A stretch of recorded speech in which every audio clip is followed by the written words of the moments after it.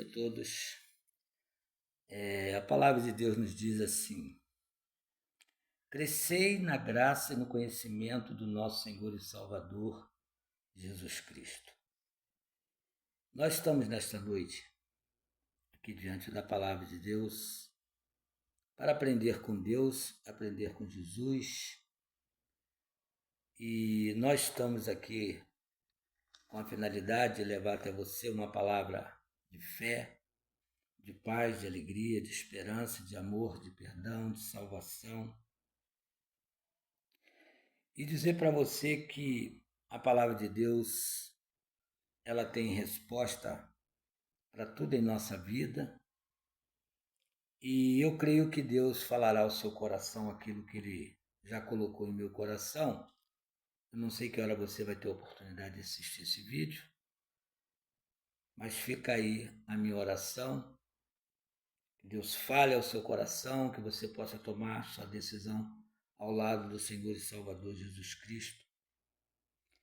E eu gostaria, nesta noite, de compartilhar com todos uma leitura textual no Evangelho de Lucas, no capítulo 15, que tem como título a parábola do filho pródigo. E diz assim, do versículo 11 em diante: Jesus continuou: certo homem tinha 2 filhos. O mais moço deles disse ao pai: Pai, dá-me a parte dos meus bens, que me pertence. E o pai repartiu os bens entre os 2. Poucos dias depois, o filho mais novo, ajuntando tudo, partiu para uma terra longínqua e ali desperdiçou os seus bens, vivendo dissolutamente. E no versículo 32, do mesmo texto, diz assim: Mas era justo alegrarmos-nos e folgarmos, porque este teu irmão estava morto e reviveu, estava perdido e foi achado. Que Deus aplique a sua palavra ali aos nossos corações nesta noite. Fica aí a minha oração. Vamos ver o que Deus tem para a minha vida hoje, nesta noite, para a sua vida, para todos nós. Esse texto a parábola do filho pródigo é um texto muito conhecido, como muitos outros na palavra de Deus, e muitos têm utilizado para levar a mensagem do Evangelho, a mensagem da palavra de Deus, a mensagem de salvação, de fé, de amor, de perdão, de paz, de alegria, de esperança. E o Senhor Jesus, quando ele esteve aqui na terra realizando seu ministério público, a Bíblia diz que Jesus ele percorria as cidades, aldeias, sempre caminhando para Jerusalém. Jesus ia ensinando, ia pregando a palavra, ia realizando seus feitos, seus milagres, e vinham pessoas de várias cidades, de várias aldeias, e Jesus estava sempre rodeado de multidões de pessoas, querendo ouvi-lo e até mesmo ver com seus próprios olhos os seus feitos e seus milagres. Mas um dos métodos que Jesus aplicou para falar das coisas eternas, coisas dos céus, sobre a salvação do homem, Jesus usou as parábolas. Na época do Senhor Jesus havia muitos mestres em Israel, mas ninguém aplicou de uma forma tão perfeita como o Senhor Jesus, quando ele estava assim ensinando. Aos seus discípulos, certa ocasião, ele disse que aos discípulos ele falava diretamente, mas ao povo ele falava por parábolas. Muitas das vezes, quando Jesus estava ensinando por parábolas, alguns paravam e perguntavam: Senhor, o que quer dizer essas parábolas? Essa parábola ou essas parábolas? E Jesus, naquele momento, ele tinha maior carinho, maior cuidado e explicava para eles o que ele estava ensinando. Jesus é considerado e é o mestre por excelência. Se nós nessa vida queremos aprender, precisamos aprender com Deus e com Jesus. E se você pegar os 4 evangelhos, você vai saber tudo sobre Jesus, sobre a sua vida, sobre como ele andou, como ele se comportou, como ele viveu. E ele conta essa parábola quando ele diz: Jesus continuou. Quando ele disse: certo homem tinha 2 filhos, o mais moço dele disse ao pai: pai, dá minha parte dos meus bens que me pertencem. E o pai repartiu os bens entre os 2. Poucos dias depois, o filho mais novo, ajuntando tudo, partiu para uma terra longínqua e ali desperdiçou os seus bens, vivendo dissolutamente, vivendo uma vida de pecado, longe de tudo e de todos. Ele podia dizer assim: olha, eu agora posso fazer da minha vida o que eu quero. E começou a gastar tudo aquilo que o pai tinha colocado em suas mãos, com as meretrizes, com toda sorte de pecado. Esse filho, quando ele saiu de casa, ele saiu protegido, porque ele saiu levando alguns bens. Talvez ele pensara que nunca ia acabar aquilo que o pai tinha colocado em suas mãos. Mas diz a palavra de Deus que ele gastou tudo, mas naquela terra houve uma grande fome. E ali ele começou a padecer necessidades. Então ele foi e se achegou a um dos cidadãos daquela terra, o qual o mandou para os seus campos apacentar porcos, cuidar de porcos. E agora, naquela situação que ele se encontrava, ele precisava comer as migalhas que os porcos deixavam cair. Quanta humilhação para um filho que tinha um pai que era rico, que possuía muitas propriedades, que tinha muitos empregados, agora ali vivendo uma vida de pecado, uma vida de solidão, uma vida de miséria, uma vida de desespero. Ele está ali agora passando toda sorte de humilhação. Eu gostaria de abrir um parênteses. Quantos filhos nos nossos dias têm tomado essa atitude, muitas das vezes, deixando os seus lares, deixando os seus pais, sem nenhuma preocupação com o sentimento daquilo que seus pais vão sentir com a sua saída? E nós sabemos que esse mundo, ele tem os espinhos e cardos. Ele é muito bom de viver quando você tem Deus na sua vida e que você coloca Deus em primeiro lugar na sua vida, e quando você procura fazer o que agrada a Deus. Esse mundo é bom de viver, mas ele tem os espinhos e cardos. Diz a palavra de Deus que agora ele desejava encher o estômago com as alfarrobas que os porcos comiam, mas ninguém lhe dava nada. Ninguém lhe dava nada. Diz a palavra de Deus que então ele, caindo em si, disse: quantos trabalhadores de meu pai têm abundância de pão e eu aqui pereço de fome. Quantas pessoas em nossos dias estão vivendo na sarjeta dessa vida, jogados pelas ruas, nós não sabemos muitas das vezes o que levou essa pessoa a estar nessa situação. E somente Deus para tirar essas pessoas dessa situação. Por isso que a Bíblia diz que Jesus veio buscar e salvar o que se havia perdido. O Evangelho, eu sempre digo que ele é um convite. Quando Jesus disse: vinde a mim, todos vós que estáis cansados e oprimidos, e eu vos aliviarei. Porque há um descanso para vossas almas. Existe um descanso espiritual. E o Evangelho, ele é convite. Evangelho é boas novas. Evangelho é o poder de Deus. Só o Evangelho pode transformar vidas. Por isso que o Evangelho precisa ser pregado, Por isso que Jesus disse: ide por todo mundo e pregai o evangelho a toda criatura. Essa é a incumbência da igreja, a incumbência de todos aqueles que já aceitaram Jesus como único e eterno Salvador de suas vidas. Diz o texto que então ele, caindo em si, disse: quantos trabalhadores de meu pai têm abundância de pão e eu aqui pereço de fome? Ele toma uma atitude quando ele diz: levantar-me-ei e irei ter com meu pai, e dir-lhe-ei: pai, pequei contra o céu e perante ti já não sou digno de ser chamado de teu filho. Faze-me como dos teus trabalhadores, como dos seus empregados.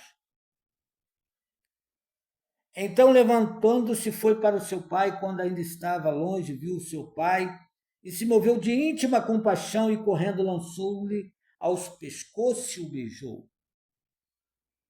O filho lhe disse: pai, pequei contra o céu, e perante ti já não sou digno de ser chamado de teu filho. Ele faz essa afirmação quando ele diz: pequei contra o céu. Ele quis dizer assim: pequei contra Deus e contra o Senhor.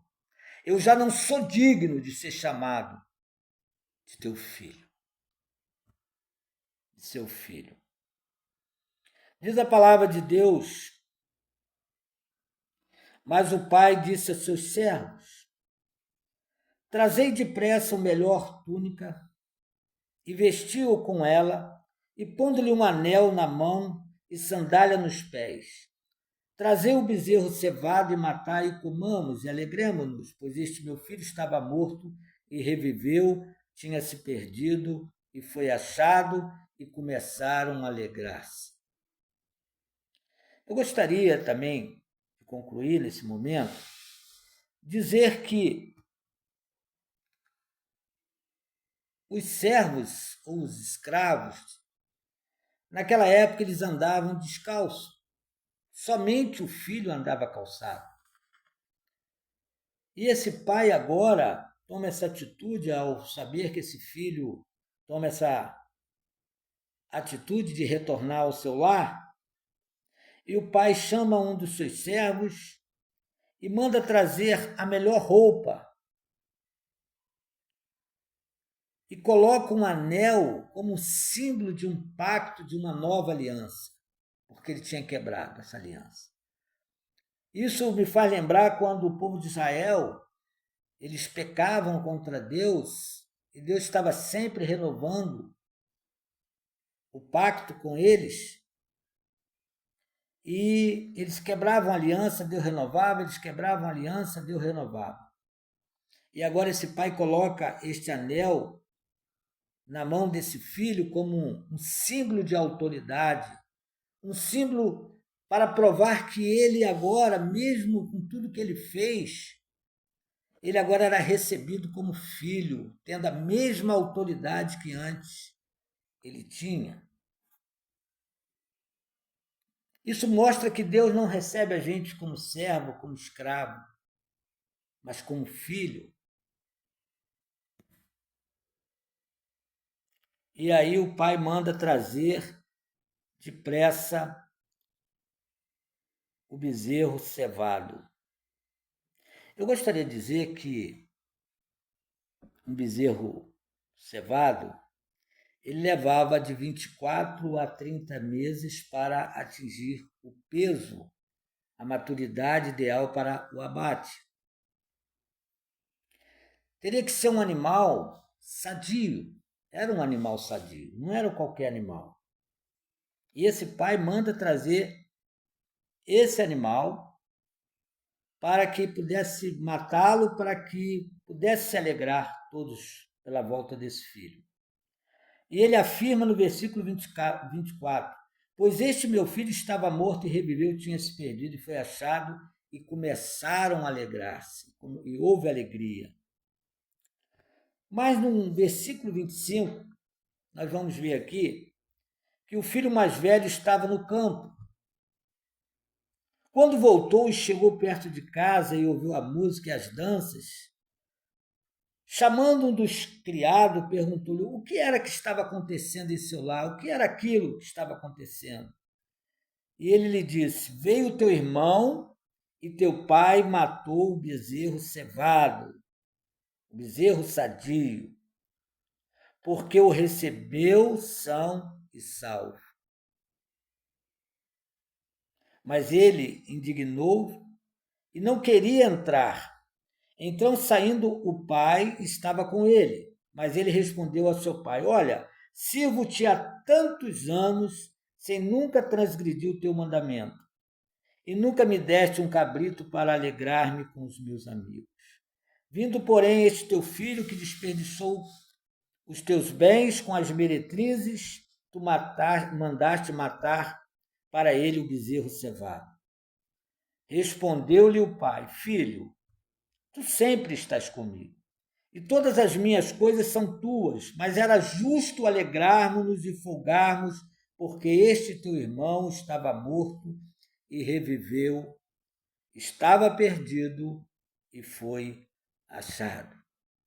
Esse filho que estava em casa, ele não conseguiu entender o grande amor desse pai ao receber esse filho que tinha saído, tinha gastado tudo, tinha vivido uma vida longe de tudo e de todos, e agora o pai recebe com alegria, com uma festa, e manda matar esse animal sadio para que ele pudesse se alegrar-se junto.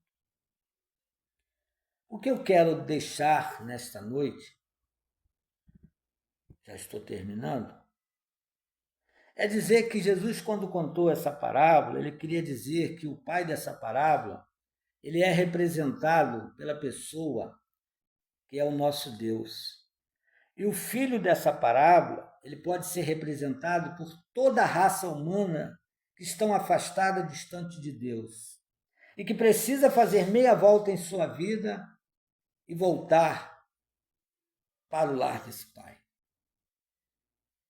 Por isso que Jesus contou não somente essa parábola, muitas parábolas, para ensinar que Jesus veio ao mundo, que Deus enviou o seu Filho ao mundo para buscar e salvar este homem que está distante de Deus, essa mulher que está distante de Deus, que está afastado da glória de Deus, e abraçá-lo e recebê-lo com alegria como filho, e não como servo, não como escravo, mas como filho. Por isso que a Bíblia diz assim, que todos que recebem o Senhor Jesus se tornam filhos de Deus. Eu não sei se você já parou para pensar quando a gente conversa com alguma pessoa, e se você disser para ele que ele não é filho de Deus, ele fica muito chateado, e com razão, porque ele é criatura de Deus, foi criado por Deus. Mas quando o homem pecou e se afastou-se da glória de Deus, ele se tornou criatura de Deus somente. Foi por isso que Jesus veio para dar essa autoridade de filho.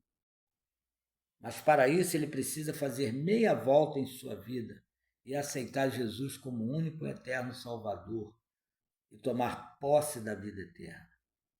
Essa parábola está mostrando o grande amor de Deus, quando a palavra de Deus diz assim, porque Deus amou o mundo de tal maneira que deu o seu Filho único para que todo aquele que nele crer não pereça, mas tenha vida eterna. O amor de Deus é incomparável.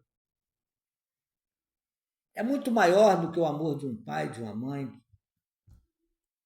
Não pode ser medido o amor de Deus. Por isso que a palavra de Deus diz assim, porque Deus amou o mundo de tal maneira que deu o seu Filho único para que todo aquele que nele crer não pereça, mas tenha vida eterna. Esse filho que estava em casa também era um filho pródigo, embora ele fazia tudo em casa, mas isso também era um filho pródigo, porque ele não conseguiu entender e compreender o grande amor desse pai perdoador. E o que me chama a atenção, já encerrando nesse texto, por que se fala a parábola do filho pródigo? Por que essa palavra pródigo? Pródigo é aquele que dissipa seus bens, pródigo é aquele que gasta mais do que é necessário, pródigo quer dizer gastador, esbanjador, perdulário. esse filho se encontrava nessa situação, vivendo uma vida de pecado, uma vida de solidão, uma vida de miséria e uma vida de desespero, e tendo um pai rico. A palavra de Deus diz que Deus é dono da prata, do ouro e de todas as coisas. Tudo ele criou, tudo foi criado por ele. Mas quantas pessoas nos nossos dias estão vivendo na miséria porque estão longe desse Deus que pode prover tudo para a sua vida? Estou falando aqui de ficar milionário, arquimilionário. Estou falando aqui de você ter uma vida digna, como Jesus falou, basta o pão de cada dia. Eu preciso do pão de hoje, eu não preciso do pão da manhã. Mas tem muitas pessoas que estão padecendo não somente pelo pão material, mas pelo pão espiritual que não tem em suas vidas. Por isso que nós estamos aqui nesta noite para levar até você essa palavra, para que você possa entender que Deus está preocupado com a sua salvação, com o seu bem-estar. E eu quero dizer nesta noite que o Senhor Jesus, ele é o único caminho, a verdade e a vida. E que fora de Jesus não há salvação. Fora de Jesus não há perdão. Foi por isso que Jesus veio ao mundo. Assim, nós aprendemos nesta noite, nesse momento, que o pai dessa parábola, ele é representado pelo nosso Deus, é a pessoa do nosso Deus. E o filho dessa parábola é toda a raça humana distante, longe de Deus. Que você possa fazer meia volta em sua vida e que você possa voltar para os braços desse Pai que te ama muito e ama todos nós. Que Deus nos abençoe nesta noite. Amém.